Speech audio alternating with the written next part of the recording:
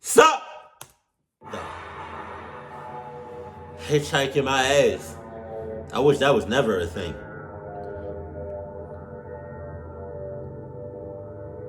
Right. This happened back when I was in college. Okay. Spring break had just ended, and I was driving from my parents' house back to my college dorm. The drive itself was about 3 hours. There were a few small towns on the way, but other than that, it was pretty much just endless fields. I started my drive late, like 10 p.m. I was still making my way out of the town my parents lived in, when I saw a hitchhiker walking on the side of the road. He was a tall, skinnier guy carrying a duffel bag. As I got closer, he stuck out his thumb. I honestly felt really bad for the guy. Yeah, me too. And I would have stuck. He stuck out his hand, his thumb, talking about something. I would have been like,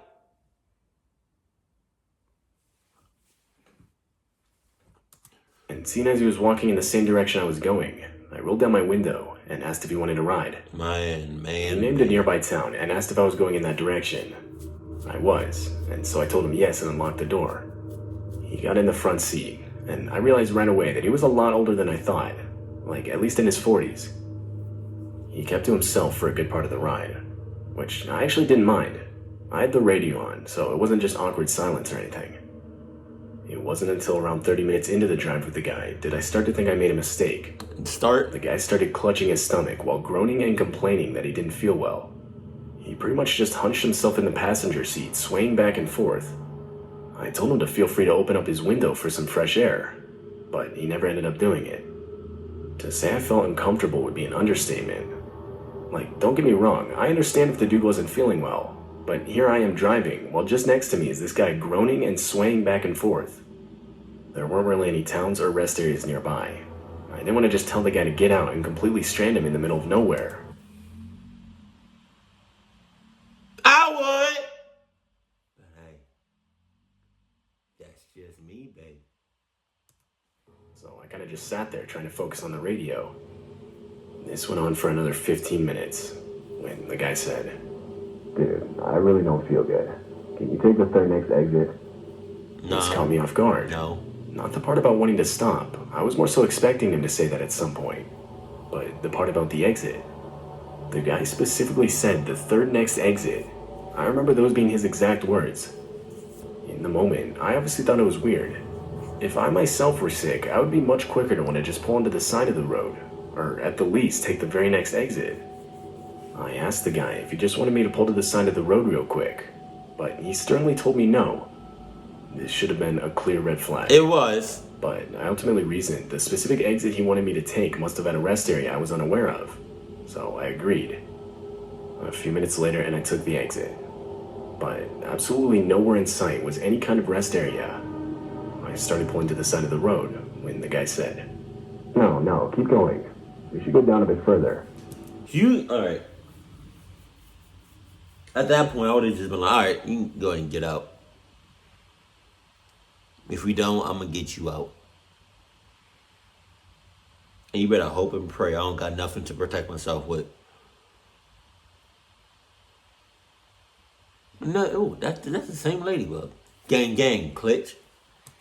Again, this should have been a red flag I picked up on. I did what he said. You suck. Eventually, he told me to stop. You suck ass. Got out, and within seconds, disappeared into the darkness. I waited for the guy to come back for a few minutes. You waited? You waited? He hauled at it in the darkness, talking about something.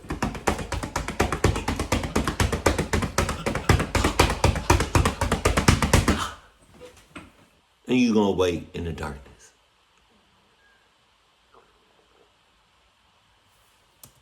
What? When I saw 5 hooded figures walking towards my vehicle, only revealed by the light of my headlights. Damn. They were clearly carrying weapons, and now charging towards my vehicle. I threw the car into drive and started darting it in the other direction. But they actually started shooting at me. From what I recall, 5 gunshots were fired, 2 of which hit the back of my car. Though, even still, I was able to get out of there. I didn't stop the rest of the way back. I did call the police and report it, but I never got any follow-up. When I made it back to my dorm, I would find the bullet holes in the back of my car. Jesus. I think it's worth noting that one of them was only a couple inches from my tire. which makes me think whoever was shooting was aiming for the tires. But I'll never be able to know for sure.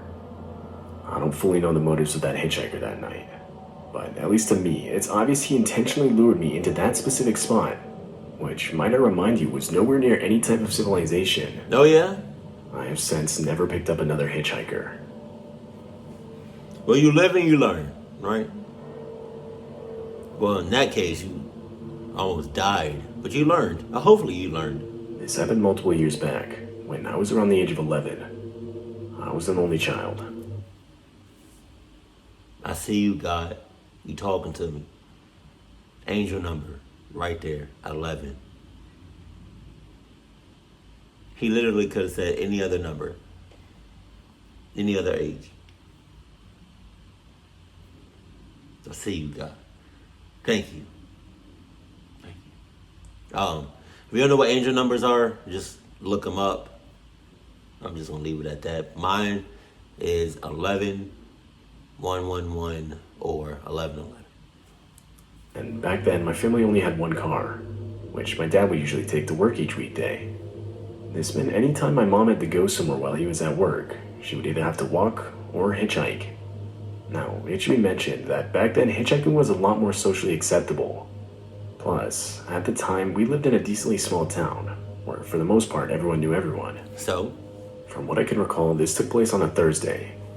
My dad had dropped off my mom and I at the grocery store on his way to work. This of course meant we would have to find a ride back home.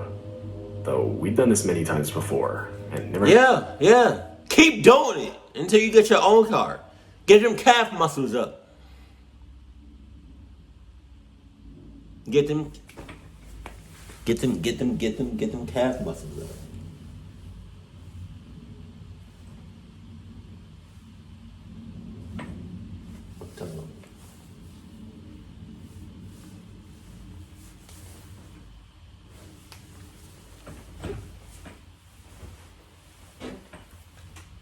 Any issues. Only a couple minutes into our walk back home, a driver pulled up next to us willing to give us a ride. He was some guy in a white pickup truck who we'd never seen before. He told us to get in the back. Wow. We did. My mom started giving him directions to our home from the highway, but it honestly looked like the guy was just ignoring her.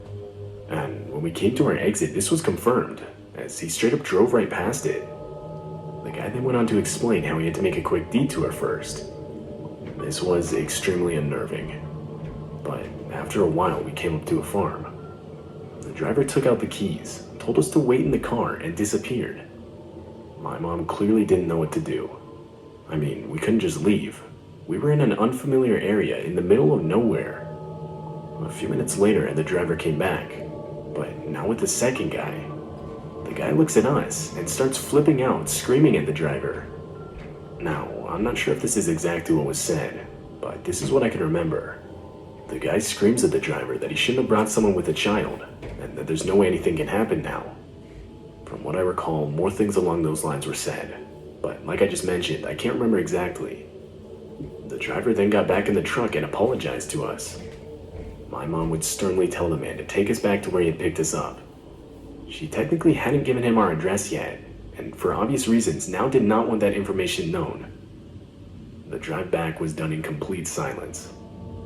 Looking back, my mom and I can both agree that the purpose for that stop was not as innocent as a simple detour. We honestly see ourselves as lucky for making it out of that situation. We lived in that town for 5 years after that, and never once saw those two guys again. 5 years?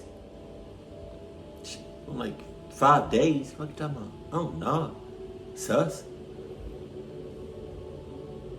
This took place in November of 2005. Look at all that land. Each year my job would give us 10 vacation days, and seeing as I hadn't yet used any this year, I decided to take a week off to visit different states around the US.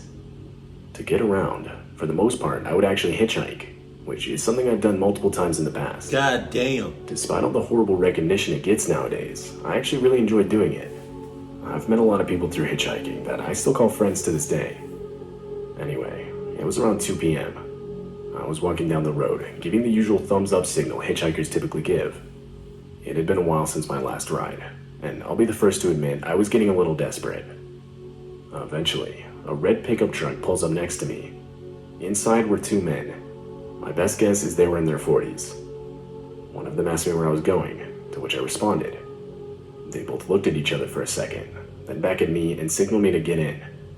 They seemed normal enough, and so I tossed my bag in the back, got in, and shut the door. But I quickly realized the whole floor of the vehicle was completely covered in different types of bullets. Before I had time to even rethink my decision, we were already going 60 down the highway. I tried to engage in some small talk to ease the tension, and it actually sort of worked. But somehow the topic landed on how one of the guys had just gotten out of prison for aggravated assault. And a disturbingly short amount of time later, they started asking me how much money I had. This is when I started to realize I could be in some serious danger. Now, I had been hitchhiking for a couple days by that point. I didn't look the best, and so I tried to play it off that I was homeless and had no money whatsoever. This response was met with complete silence. And for the next 30 minutes or so, not a single word was said. Though, multiple times, I would catch the driver looking up at me through the rearview mirror. I honestly just tried to ignore it, something I regret doing to this day. Fast forward 15 minutes, and to my horror, the driver turned off the highway and started down some unpopulated dirt road. Wow. I instantly shot up and said, dude, where are we going? After 15 seconds of no response, while the car was still driving, I grabbed my bag, unlocked the door, and full-on dove out of the car. Instantly, I looked up to see the red pickup slam on its brakes, shortly after followed by the reverse lights turning on. I cannot explain to you how fast I got up and ran into a nearby cornfield. I ran for 5 minutes, when I swear I could hear gunshots behind me. They were clearly distant, but still. I ran for another 5 minutes, when I reached the side of the main highway. I would then call the police, explain the situation and my current location, and wait in the cornfield until an officer arrived. I would then be driven to the nearest police station, where I would file a police report. Though, in terms of descriptions, there wasn't really much I had to give, other than 2 men inside a red pickup truck. I hadn't gotten the license plate number, and I didn't even really see the full faces of the guys, or even remember them. The whole situation was no doubt the scariest thing I've ever experienced. I don't completely know what those guys had planned, but I truly believe I could have lost my life that day. While I still hitchhike occasionally, I am now far more cautious in the cars I get into. What are you talking about? Hitchhike occasionally. God damn. Hitchhike occasionally? Get the cluck out of here, man. I almost got clucked up because of hitchhiking. And I'm still doing that? No thank you. That'll be the last time I do that. Fuck.